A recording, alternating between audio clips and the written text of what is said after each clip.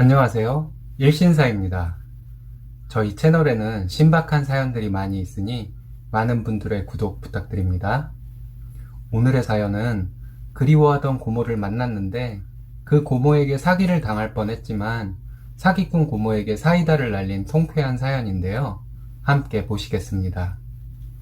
안녕하세요. 여기 글들을 읽으면서 위안도 받고 자신감도 얻는 1인입니다. 못된 고모에게 시원하게 할 말 다 하셨다는 분의 글을 읽고 저도 비슷한 일을 겪었던 것이 떠올라 이렇게 사연 하나 추가합니다. 저는 36살 결혼한 지 얼마 안 된 여자입니다. 저희 친아빠는 제가 돌이 되기도 전에 돌아가셨어요. 엄마와 둘이 살았습니다. 아빠가 돌아가셨을 때 아빠의 여동생인 제 고모가 저를 키우겠다고 엄마에게 말했다고 들었어요. 고모는 아들만 둘이 있고 딸이 없으니 딸이라 생각하고 키우겠다 했대요.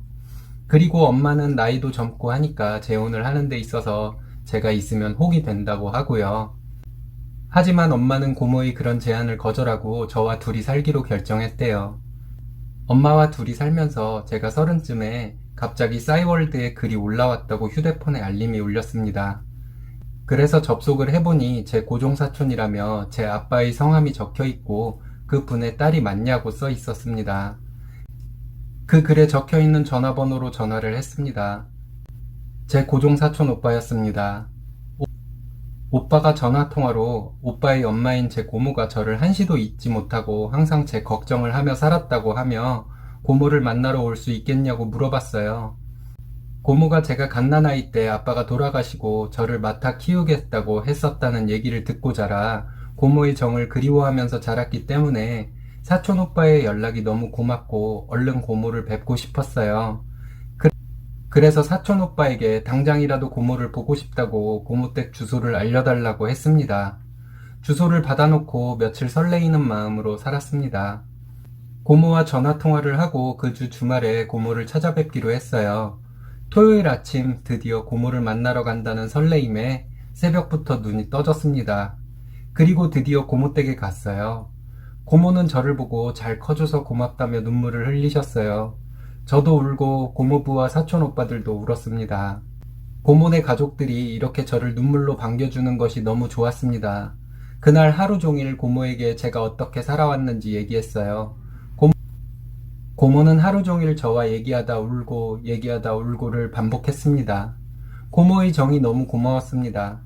그렇게 고모와 오랜만에 만난 뒤에 고모를 자주 찾아뵈었어요. 그리고 엄마에게 고모를 뵙고 왔다는 말을 했는데 이상하게 엄마는 별로 반기는 눈치가 아니었어요. 왜 그런지 그때 저는 몰랐습니다. 정도 별로 없고 살갑지도 않은 엄마면서 내가 고모를 만나서 이렇게 예쁨을 받는데 엄마가 같이 기뻐해주지 않는 것이 서운하기만 했어요.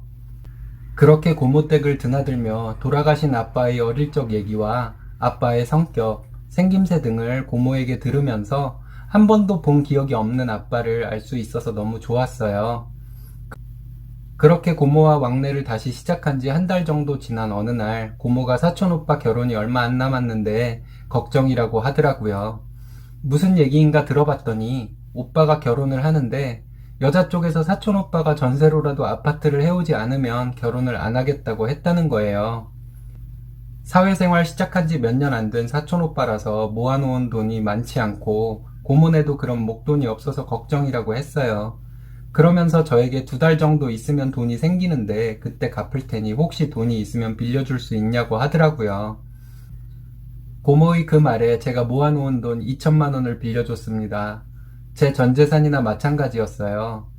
하지만 저는 엄마보다 더 저를 따뜻하게 대해주는 고모와 사촌 오빠에게 더 큰 도움이 되지 못하는 것에 아쉬운 마음이 들 정도였어요. 고모에게 제 돈 2천만 원을 빌려주면서 더 큰 도움이 되지 못해 죄송하다고 했습니다. 그렇게 고모에게 돈을 빌려주고 고모가 얘기했던 2달이 지났는데 고모로부터 아무런 얘기가 없었어요. 그렇게 3달이 지나도 고모는 아무 얘기도 하지 않더라고요. 그래서 제가 조심스럽게 고모에게 제 돈을 언제 갚으실 수 있는지 물어봤습니다. 제 말에 고모는 너랑 나랑 아직 할 얘기가 얼마나 많은데 그까지 돈 얘기를 하니? 라고 했어요. 그래서 더 이상 얘기를 못하고 다른 얘기만 하다가 집으로 돌아왔네요. 그 후에도 고모로부터 돈을 갚아주겠다는 얘기가 없어서 엄마에게 이 사실을 얘기했어요. 엄마는 그 얘기를 듣고는 그년이 여전히 사기꾼년이구만 이러는 거 있죠. 엄마 얘기를 들어보니 엄마가 아빠랑 결혼했을 때부터 고모가 그렇게 돈을 빌려달라고 했대요. 저희 엄마도 그때 어릴 때라 순진해서 외할아버지께 말씀드려서 돈을 빌려준 적이 여러 번 있었는데 처음에는 적은 돈을 빌려달라고 하더니 점점 액수가 커져서 엄마가 더 이상 못 빌려준다고 했더니 엄마에게 그렇게 심하게 욕을 했었다네요. 그런 일이 있고 아빠가 돌아가시기도 전에 고모와 인연을 끊었다고 엄마가 얘기해 주더라고요. 그러면서 엄마는 저에게도 네가 그년을 몇 번이나 봤다고 그 큰 돈을 꿔줘 이 멍청한 년아 하는 식으로 엄청 욕했어요. 태어나서 그때까지 엄마에게 먹은 욕보다 그날 하루에 먹은 욕이 더 많은 것 같네요. 엄마의 얘기를 듣고 너무 머리가 아팠습니다. 내 전 재산이나 마찬가지인 2천만 원은 제 훗날의 결혼 자금이기도 했거든요. 눈앞이 캄캄했어요. 무슨 방법이 없을까 생각하다가 사촌 오빠에게 말해봤어요. 오빠 결혼 자금으로 쓴다고 고모가 저한테 돈을 빌려갔다고요. 사촌 오빠는 전혀 모르는 일이라고 하더라고요. 사촌 오빠는 결혼도 원룸에서 시작하기로 약속이 돼 있는데 무슨 소리냐고 저에게 오히려 되묻더라고요. 그래서 고모에게 찾아가 따졌습니다. 그랬더니 고모가 무슨 일이 있어서 돈이 필요해서 빌린 거야. 곧 갚을 거니까 걱정 마. 라고 하며 오히려 화를 냈어요. 무슨 일 때문에 빌렸다니요. 무슨 일인지도 얘기를 안 해주고 그냥 무슨 일 때문에 돈을 빌렸다는 고모의 얘기에 가슴이 콱 막히는 것 같았습니다. 옆에서 고모부와 사촌오빠도 저와 고모가 하는 얘기를 듣고 있었는데 아무 얘기도 안 하더라고요. 돈을 떼먹히는 줄 알았어요. 차용증을 써놓은 것도 아니라서요. 있는 거라곤 통장 이체 내역밖에 없었어요. 그러던 중 사촌오빠가 상견례를 한다고 하더라고요. 저도 그 상견례 자리에 가겠다고 했습니다. 고모와 고모부는 절대 오지 말라고 하더라고요. 그래서 새언니에게 전화를 했습니다. 새언니에게 물어봐서 오빠의 상견례 장소와 시간을 알아냈어요. 그리고 그 상견례 자리에 나갔습니다. 고모네 가족이 많이 놀라서 허둥대더라고요. 예비 새언니는 저를 많이 반겨줬어요. 고모네 집에 오가면서 언니와 많이 친해졌었거든요. 그렇게 자리에 앉아서 식사를 했어요. 어른들끼리 얘기하는데 들어보니 오빠와 새언니에게 잘 갖춰서 출발하도록 해줄 수 있지만 처음에는 좀 어렵게 시작하는 것도 아이들을 위해 좋으니 절차를 간소하게 하고 결혼 비용도 지들끼리 알아서 하게 놔두자 하는 허세 비슷한 얘기였어요. 제가 그 어른들 얘기 중에 놀란 듯이 사돈어른들 다 듣게 얘기했습니다. 고모, 오빠 집 해주는 거 아니었어요? 새언니가 집 해오지 않으면 결혼 안 한다고 했다면서요? 라고 고모에게 말했어요. 고모와 고모부가 엄청 당황하더라고요. 사돈이 저에게 그게 무슨 얘기냐며 묻더군요. 그래서 고모가 저에게 오빠 집 해줘야 한다며 돈을 빌렸다는 얘기를 했어요. 얘기하는 중에 고모는 계속 제가 하는 말을 끊고 다른 얘기를 하려고 했어요. 그래도 저는 고모보다 더 큰 목소리로 고모에게 돈 빌려준 얘기를 했습니다. 사돈어른들과 새언니가 깜짝 놀라더라고요. 그래서 저도 깜짝 놀라는 척을 하며 고모, 제가 잘못한 거예요? 우리 엄마한테도 돈을 여러 번 빌려가고 안 갚았다더니 설마 저한테도 그러려고 오빠 핑계 대면서 돈 빌려달라고 한 거예요? 라고 했습니다. 그랬더니 고모가 어버버버 하더라고요. 그쯤 되니까 사돈 어른이 상견례는 이쯤 하자며 식대를 계산하시더니 나가버리시더라고요. 잠시 후에 새언니네 가족들이 전부 말없이 자리에서 일어나 나가버렸습니다. 고모가 저에게 막 화를 내더라고요. 오빠는 고모에게 자기 예비장인 장모에게 엄마가 사기꾼으로 보여져서 파혼하게 생겼다며 화를 내고요. 그래서 제가 엄청 떨렸는데 무슨 힘으로 그랬는지 더듬지도 않고 고모에게 그랬습니다.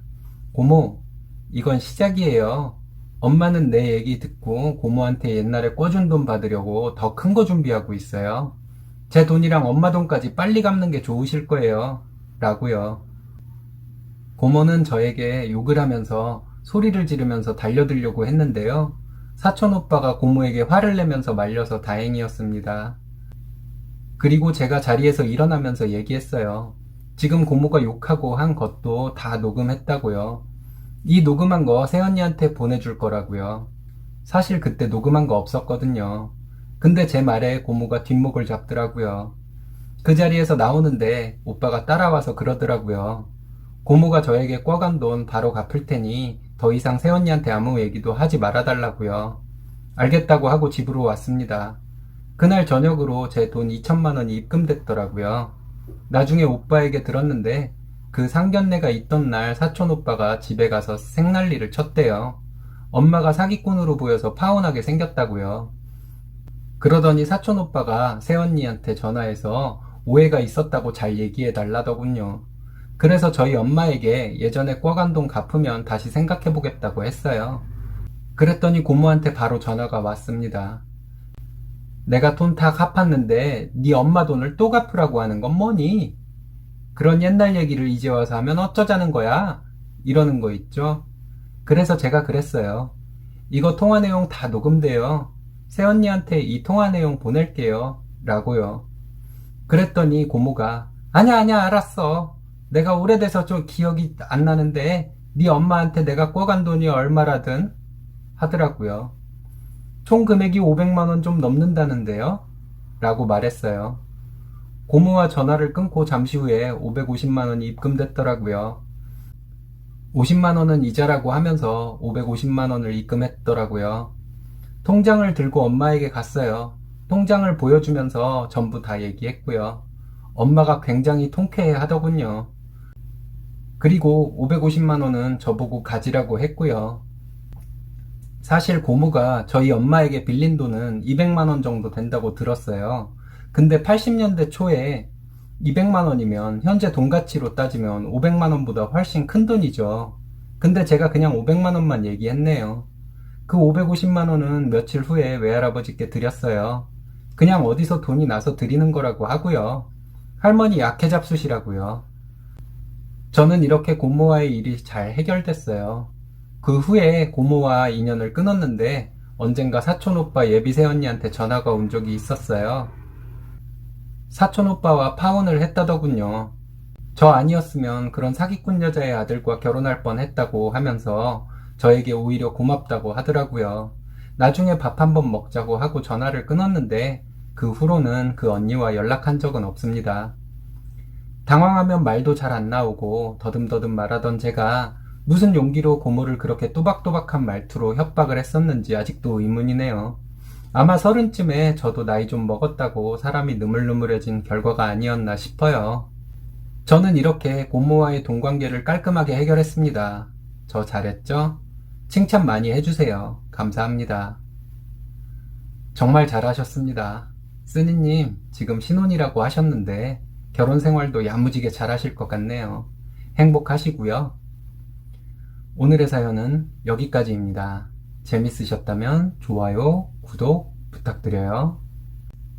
일신사는 여러분의 사연으로 제작됩니다. 많은 사연 제보 바랍니다. 여러분들의 사연은 아래 메일 주소로 부탁드려요.